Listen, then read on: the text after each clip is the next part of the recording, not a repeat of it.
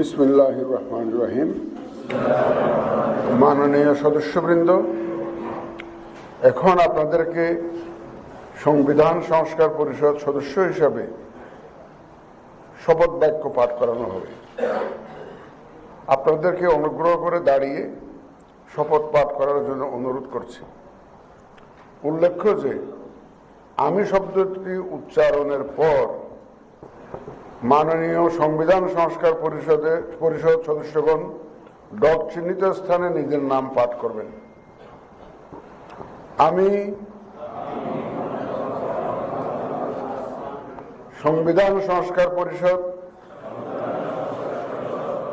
সদস্য হিসাবে সশ্রদ্ধ চিত্তে শপথ করিতেছি যে আমি যে কর্তব্যভার গ্রহণ করিতে যাইতেছি তাহা আইন অনুযায়ী ও বিশ্বস্ততার সহিত পালন করিব। আমি বাংলাদেশের প্রতি অকৃত্রিম বিশ্বাস ও আনুগত্য পোষণ করিব এবং পরিষদ সদস্যরূপে আমার কর্তব্য পালনকে